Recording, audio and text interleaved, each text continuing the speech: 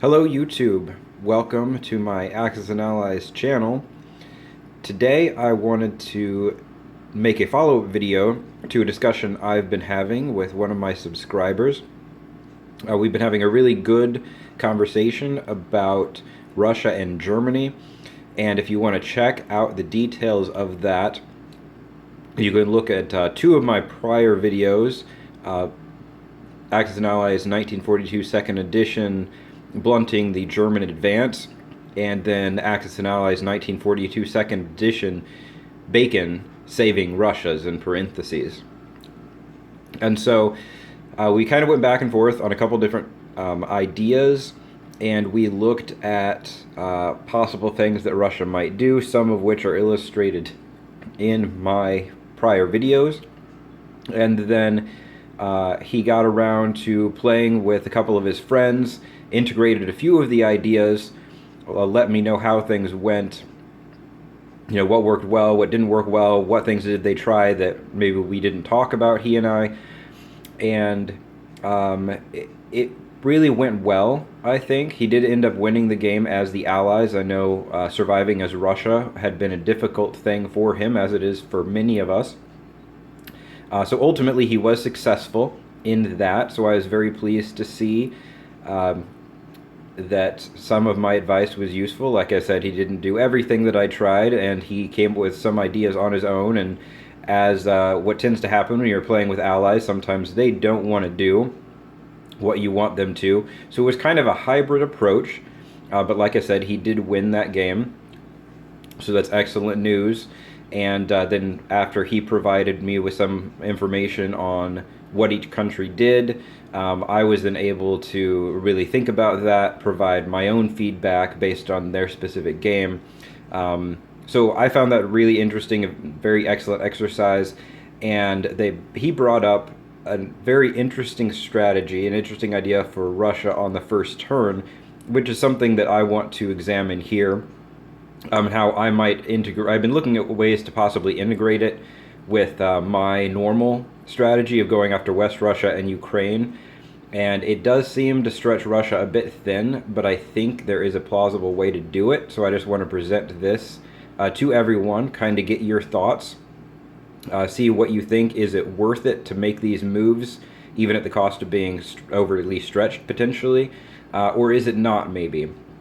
And if not, what are the more important moves? What can wait, or what can be put off or not done at all? So that is going to be the focus of this video. Before we get into it, I just need to do a quick shout out to the science fiction book that I just published. It is called Cosmic Fate. Here, let me zoom out a little bit. Cosmic Fate, I just got that published a couple of weeks ago. It is available on Amazon, through Barnes & Noble, and I believe through the iStore or iBookstore. I actually have a Samsung, but a friend of mine, I have several friends who are big into Apple and have iPhones, and they told me that it is on the Apple Store as well. So it's very exciting for me, so just wanted to do that quick shout out for you. Now, down to business. Here, we'll zoom in a little bit more. So the idea, which worked well in my subscriber's game, but I'm going to make a slight variation. So what he did, everyone's always concerned, of course, about protecting the Russian front over here. But what he did, I'm going to try not to jostle the camera here. I'll zoom out a little bit, so hopefully I can stay. You can see what's going on. Instead of using the two Russian fighters to help supplement the land attacks, he used them to attack the German Baltic Navy. Now, there are several ships there, and you might wonder, well, wait a second, does that really make sense? And the more I thought about it, the more I realized, there is value here, because those subs cannot fire back, and they cannot absorb hits. So effectively, this is two fighters against a cruiser and a transport. Killing the cruiser helps out England. It makes it harder for Germany to take out or cause as much damage to the British Navy as it normally would. And actually, as I look at this, I see that I'm missing a ship down here. Just ignore that. That really isn't important. I only set up what what really needed to be, but I did miss that boat. So it makes it harder for Germany to inflict as much damage against England, which helps England, which indirectly helps us. It means that if Germany is committed to taking out the British Navy or causing as much damage as possible, it is going to have to potentially draw a fighter, maybe that one up in Norway or northwestern Europe, or both potentially, and maybe that bomber, just depending on how it wants to do it. But it's going to probably send at least something more, at least one more plane over here to help deal with the situation. And that indirectly helps us, just like England potentially having a stronger navy at the beginning of the game also helps us. Now this move has a direct implication for Russia as well, because if we can manage to take out that cruiser, that transport dies instantly. That means they can't shovel 2 infantry or an infantry in a tank or whatever. They can't use that transport on Germany's first turn to shovel guys up into Leningrad, up there to Karelia. So that helps us out quite a bit. Because we have 2 3s, the 2 fighters versus a cruiser, 3 on defense. There's a good chance that we will probably lose one of them, but we might not lose either. Hopefully we don't lose both, because that would be kind of devastating. But unless the rolls go very much against you, you'll probably have 1 fighter left, which we can then land probably back in Karelia, but we'll, depending on how things look. But what about the rest of the border here? I like to go after West Russia because it's a strategic location. It moves the whole front forward. It means no German units border or are in a territory that borders Moscow, your capital, and it's a strategic location because it can allow you to counterattack all across the front. Germany moves up into Leningrad and takes it, you can counterattack. Moscow does not border Leningrad because of Archangel up here, so you cannot counter from Moscow. Like, I think, if memory serves, I think in Axis and Allies Revised they are connected. I haven't looked at that game in a while, but I think they are. But in this game they are not. And then down here, of course, you can counter in Ukraine, you can counter in Belarus. If the Germans manage to take Caucasus, here is a place you can counter both West Russia and Russia itself. If you manage to have control over, over Leningrad, West Russia, and Caucasus, then you can easily hit either Belarus or Ukraine from 2 territories at the same time if you wanted to. Now, that's not likely to... Well, I guess it just depends how things look. But let's not get too far ahead of ourselves, too many turns. We're still looking at turn 1 here. And that's really what this video is about. But I do like to take out West Russia, and I like to take out Ukraine because just like taking West Russia puts German troops more than a full territory, or at least a full territory away. Sorry, it's been a day. At least a territory away from Russia, so they're not bordering it, essentially, is what I'm trying to say. And then same deal with Caucasus, which has 4 production in this game, and so you can place more units there, so it's a valuable location. Preferably you do not want Germany to have it if you can avoid it. And you kill a bunch of German offense. You could go after Belarusia, but basically you're running up against a wall of infantry, and same thing up in Finland. I'm not a huge fan of that idea. So I've been running the odds on this, and it does stretch things a little bit, but statistically you should win in Ukraine if we move, of course, everybody in Caucasus over, and we're going to move these 2 tanks. So basically, except for those fighters who are off doing something else, we're still going to send in everything that can into Ukraine. We'll probably have maybe 2 units or something like that when it's over. I don't remember exactly what the odds were, but that's a battle that Russia should win, but is not going to have a whole lot left. Of course, Germany is going to counterattack. That's just expected, but that would happen anyway, even if we had an extra unit or 2 down there. Germany is going to want to sweep in and take that back. The tricky part is West Russia. So of course we're going to move these guys forward. And that tank over there. All these infantry over here, we might reposition them. Because of how stretched Russia is going to be, we might consider moving some of them over this way rather than into China.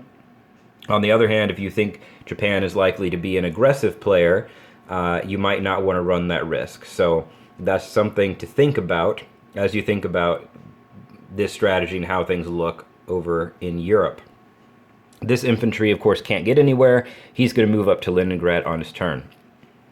This force in West Russia is going to be extremely close. So we've got 2 German infantry and artillery and a tank. I'm sorry, 3 German infantry and artillery and a tank versus 4 Russian infantry and artillery and a tank. I want to say the odds are about 50-50 when I checked that, which were actually a little bit better than I thought they were going to be. But think about the implications of not winning there. So let's say that Germany has control over that.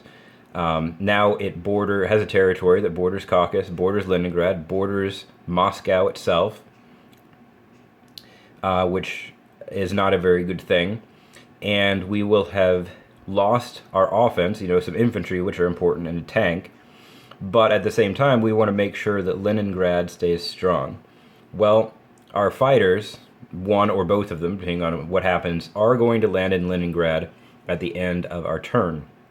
Germany could potentially counterattack us there if it really wanted to, with 3 infantry Finland, 3 Belarusia, and 1 from Baltic states. So that's 7 infantry, a tank from Baltic states, a tank from Poland, which assumes it does not need them or want to use them against Ukraine.